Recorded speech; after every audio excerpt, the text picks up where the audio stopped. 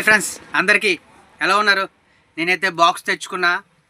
Cabbage బఠానీ curry, next ఆవకాయ, ఇవన్నీ mix చేసుకుంటూ లొట్టలు వేసుకుని ఏ మాటగా మాట చెప్పుకోవాలి. ఆవకాయతో రైస్ కలుపుకుని తింటే ఆ టేస్టే వేరబ్బా.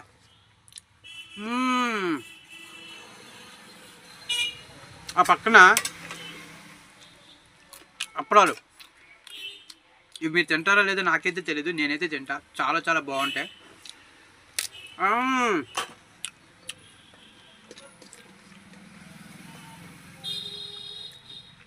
పెద్ద పెద్ద రెస్టారెంట్లో 1000 రూపాయలు ఖర్చు పెట్టుకుని భోజనం మీరు ఎలా తింటారు.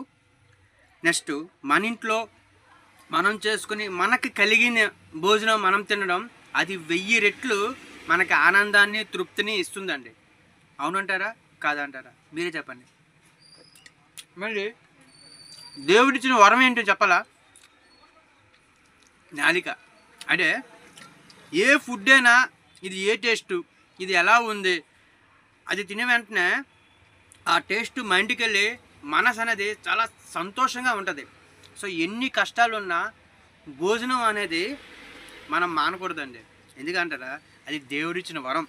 మనం చనిపోయినంత వరకు ఈ భోజనం తింటూ ఉండాలి. ఇలాగా ఈ అనుభూతి దేంట్లో రాదు. స్వచ్ఛంగా ఉంటుందండి. రుచి ఎంత బాగుంది. ఏదైనా మీకు నచ్చిన ఫుడ్ హ్యాపీగా తినండి. ఎన్ని రోజులు బతికేస్తామండి? ఒకప్పుడు 70-80 బతికేవారు. ఇప్పుడు రైస్ తింటే షుగరు, కారం తింటే బీపీ.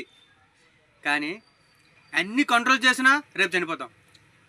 సో మనస్ఫూర్తిగా మీ స్తోమత ఎంత ఉందో అంత తినాలి. స్తోమతకి మించి తిని అప్పులు పాలేపనుకో ఇబ్బంది. సో ఇప్పుడు ప్రజెంట్ అందరూ సంపాదించుకుంటున్నారు. ఫుడ్ విషయంలో అందరూ బాగానే ఖర్చు పెట్టుకుంటున్నారు. సో ఒకప్పుడు ఉండేది, తినడానికి చాలా ఇబ్బంది అయ్యేవారు. ఇప్పుడు తిండికి అసలంటే ఇబ్బంది లేదు. కానీ గొడవలు,